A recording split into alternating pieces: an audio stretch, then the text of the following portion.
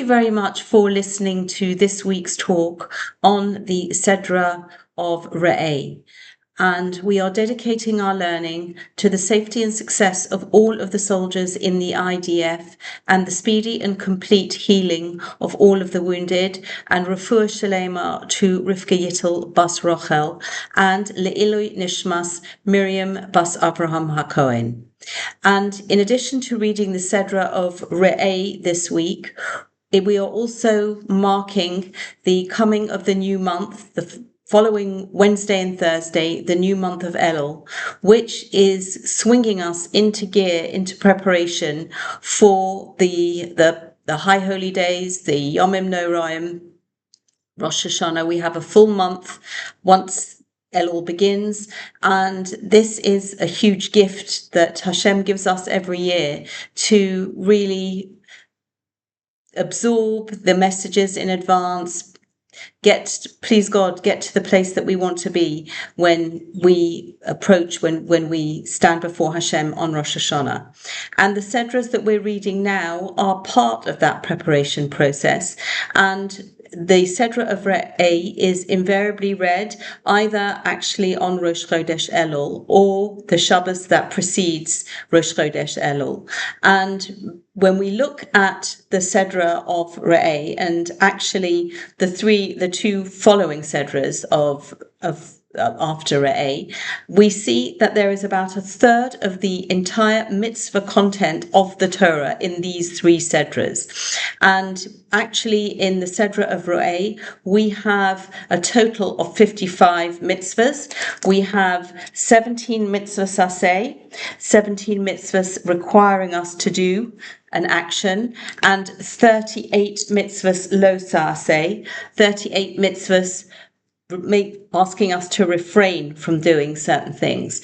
And when we look at this vast array of mitzvahs, not the most mitzvah dense in the Torah, I believe that that honor goes to the Sedra of Kiseitse, but we have such a variety of mitzvahs, and it brings to mind the pasuk in Tehillim, Perek 19, chapter 19, that says, Torah Hashem Tamira, the Torah of Hashem is perfect, Meshivas Nofesh, soothing the spirit, Eidos Hashem Ne'emana, Machkimas Pesi, the testimony of Hashem is faithful and it makes the fool wise. Pikudei Hashem Yeshorim, the statutes of the Lord are straightforward. Mesamchei Lev, making the heart glad. Mitzvahs Hashem Bora Me'iras Einayim. The commandments of Hashem the commandment of Hashem is pure, enlightening the eyes. And when we consider this concept that the mitzvah of Hashem is pure, is clear, and it enlightens the eyes, there is a connection between this opening of Re'eh, that unusually for the Torah, using the sense of sight. Many more psukim deal with us hearing, processing, internalizing with the word Shema, and it is rare that the sense of sight is used as a vehicle for the transmission of the various aspects that we are supposed to take out. And we, at the beginning of the Sedra, are asked specifically to see. And the Lubavitcher Rebbe points out that there can be three levels in terms of our journey, our ascent to achieving higher levels of spirituality. And on the first level, we have the level of performing mitzvahs out of obedience, that because we've been told to do something, then we do it, we listen to it. So that's every parent and teacher's dream. But this is the first level that we will keep the mitzvahs, because I told you so. The second level is the level of studying it, absorbing it, so that on the intellectual level, there is a sense of the greatness of some way, because the Torah is Ein Sof, is limitless. We can never get close to understanding it, but just at the most basic level, we are able to learn certain things and appreciate how they fit together. And on that level, we then develop a closer relationship with Hashem from learning and growing in that closeness. The third and the highest level is the vision. And this links up with the Sedra, the use of the word re'eh, see. And this vision is the clarity that we get from practicing the mitzvahs because we're obeying, from understanding whatever we can understand about them, and then being able to see that the Torah is bringing us to a clearer, better life, and everything, our entire existence is going to be lifted up in this way by the performance of Torah. And it is precisely this vision, and this is a journey that we are all on from our youngest age, when we do things because we're told, and then as we get older, we need to perhaps be more convinced ourselves, so we delve more deeply into it. But then we come as we're climbing up the mountain and we can see the panoramic view down below, then we are able to have an even greater clarity. And if we look at the different kind of mitzvahs that are in this week's Sedra, the range spans from eating non-sacrificial meat, and then the laws of kashrus as well. So we can see that the idea of discipline and holding back from impulses is something that is an essential part of the observance, that we are not just allowed to take any animal and devour it without any kind of restrictions. There are numerous restrictions that hold us back, and that's indulging in the act of eating, especially living creatures. And even when, also something that features in the Sedra, many Pesukim are devoted to giving the Masa and the annulment of loans.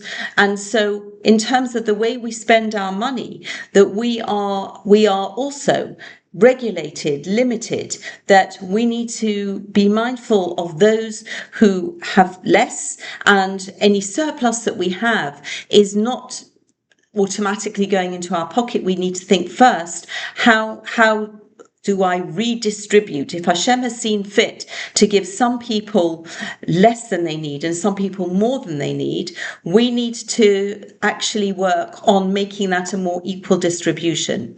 And the mitzvahs continue. We also have the mitzvahs of the celebration of the Sholosh Regalim, the 3 foot festivals, and the concept of simcha is something that runs very much through the Sedras, through the whole book of Devarim.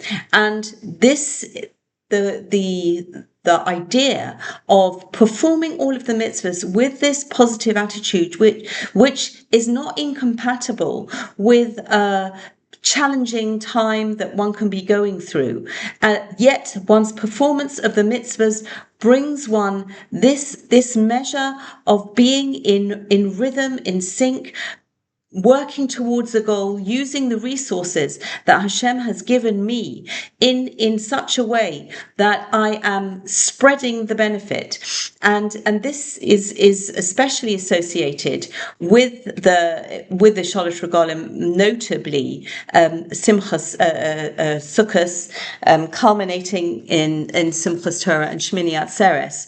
And if we look at the end of the Sedra, and we'll see the concluding verse of the Sedra, which I think draws all of these concepts together, that we can reach a place where we are able to dedicate our resources. And if we look at the actual words of the Pasuk, it says, this is Pasuk 17, chapter 16, Ish kamatnas yodo. Each person, according to the gift of his hand, kavirkas Hashem Elokecha, according to the blessing of Hashem your God, asher nosan loch, that he has given you. And I think we can use that as the basket to put all of these diverse mitzvahs in, because we have observed all of the mitzvahs, all of these 55 mitzvahs, and the mitzvahs outside of the Sedra, but specifically focusing on this Sedra, all of these mitzvahs, we are able to look upon what we have as we've worked hard for it. We've got the phrase matnas yodo. This is a gift in his hand. And the word gift actually is an important way of looking at whatever good fortune comes our way. But this is a gift. This is a gift from Hashem. It's in my hand, but it is kavirkas Hashem. This is from the blessing, from that outpouring of Hashem, who has given me these extra resources, and always connecting with that mindset, then we are going to be in a better place to give the tzedakah that we need to give, to, if there is a loan, for example, to be able to annul that loan as it comes to the Shemitah year. And the mindset is not something that is just picked off a tree. The mindset is something that comes from the absorption of understanding that we may have worked hard and we may have earned it in the literal and the metaphorical sense, but ultimately this is a gift. I'm not giving away what's mine. I'm giving away from a gift that Hashem has given me. And this is something that we see as we live lives in this way. This is our legacy. This is the production of a society that is going to be a society that functions, that helps. This is the society that we want to create, that we can create when we follow the mitzvahs that we are blessed with in this Sedra. And Rabbi Sachs puts it very beautifully, and I'll just find the place that here. And this is in his book, The Deep Power of Joy. In his book, Studies in Spirituality. And he is summarizing how he looks at Judaism and how simcha is such an important part of Judaism. In Judaism, joy is the supreme religious emotion. Wherever you can, heal some of the pain that people inflict on one another, or the 1,000 natural shocks that the flesh is heir to, because pain, sadness, fear, anger, envy, resentment are things that cloud your vision and separate you from others and from Hashem. And I think that this is the Sedra of Re'eh is certainly dense with mitzvahs that help us create such a society. And he also describes this society in a book called I Believe, Rabbi Sachs, that is. A society is strong when it cares for the weak, rich when it cares for the poor, and invulnerable when it takes care of the vulnerable.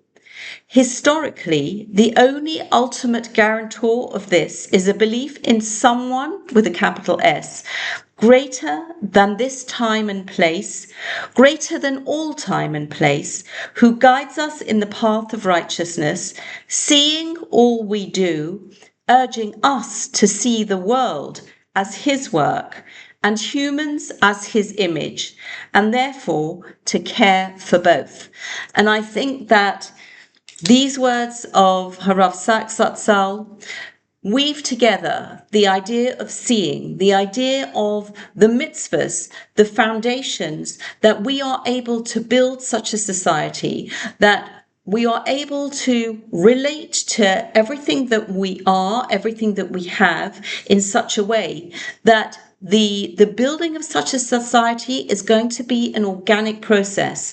And this is coming from the words of the Sedra Re'eh. And please God, we should all be blessed with the coming month of Elul that sees good fortune for us as individuals, comfort and joy for the entire nation of Israel as we work together to create the world that Hashem has blessed us with.